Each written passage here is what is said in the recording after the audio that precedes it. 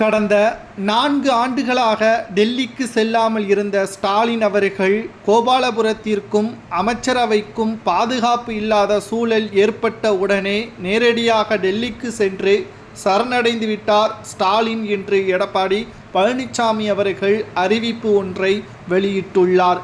மக்களுக்கு பல்வேறு பாதிப்புகளை மத்திய அரசு தெரிவித்தபோது கூட மக்களை பற்றி எந்த ஒரு கவலையும் கொள்ளாமல் மத்திய அரசிடம் பேச்சுவார்த்தை நடத்தாமல் இருந்த ஸ்டாலின் அவர்கள் தமிழக தலைமை டாஸ்மாக் முறைகேடு வழக்கில் உதயநிதி மற்றும் கோபாலபுரத்தில் உள்ள குடும்பத்தின் நபர்கள் அமலாக்கத்துறை அதிகாரிகளால் கைது செய்யப்பட்டு விடுவார்கள் என்ற அச்சத்தின் காரணமாக டெல்லிக்கு சென்று ஸ்டாலின் அவர்கள் மோடி அவர்களிடம் சரணடைந்ததை நம்மால் பார்க்க முடிகிறது. மக்களுக்கு ஒரு பிரச்சனை என்றால் மிகவும் அமைதியாக தமிழக அரசு கடிதம் மற்றும் தான் கொடுத்து வந்தது. ஆனால் தமிழக தலைமை டாஸ்மாக் முறைகேடு வழக்கில் கைது செய்யக்கூடிய சூழல் உருவான பிறகு சரணடைந்தால்தான் கைது செய்வதிலிருந்து தப்பிக்க முடியும் என்று கூறி டெல்லியில் சரணடைந்தார் என்று எடப்பாடி பழனிசாமி அவர்கள் கூறியுள்ளார். தமிழகத்தில் சட்ட ஒழுங்கு சீர்கேடு மிகவும் மோசமாக இருக்கிறது. திமுகவின் கவுன்சிலர்களும் நிர்வாகிகளும் காவல்துறையை கட்டுப்பாட்டில் வைத்திருக்கிறார்கள் என்றும் கடந்த 3 ஆண்டுகளாக திமுகவின் ஒட்டுமொத்த கண்ட்ரோலில்தான் காவல்துறை இருக்கிறது. பெண்களுக்கு பாதுகாப்பு இல்லை. கள்ளச்சாராயம் தமிழகத்தில் விற்கப்பட்டு வருவது திமுகவின் நிர்வாகிகள் உடந்தையாக இருக்கிறார்கள்.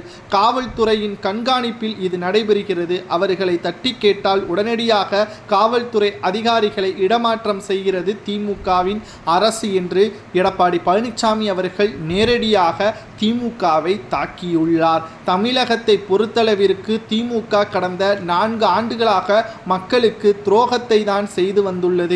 தற்பொழுது தமிழகத்தில் இருக்கக்கூடிய ஒட்டுமொத்தமாக பினாமிகள் திமுகவின் முக்கிய அமைச்சர்களது பினாமிகள் வீட்டில் அமலாக்கத்துறை அதிகாரிகள் சோதனைகளை நடத்த ஆரம்பித்து விட்டார்கள். 3 தொழிலதிபர்கள் திருச்சியை சார்ந்த நபர்கள் தலைமறைவாக இருப்பதும் உதயநிதி ஸ்டாலின் அவர்களது நெருங்கிய நண்பர்கள் என்பதும் தற்பொழுது வெட்ட வெளிச்சத்தில் வந்துவிட்டது என்றும் எடப்பாடி பழனிசாமி அவர்கள் கூறியுள்ளார். 2026 சட்டமன்ற தேர்தல் என்பது திமுகவினர்கள் எத்தனை ரூபாய் ஓட்டிற்கு பணம் கொடுத்தாலும் மக்கள் வாங்கி கொள்ளக்கூடாது. அப்படியும் வாங்கி கொண்டால் திமுகவிற்கு எதிராகத்தான் ஓட்டுக்களை போட வேண்டும் என்று எடப்பாடி கூறுவது சரியா?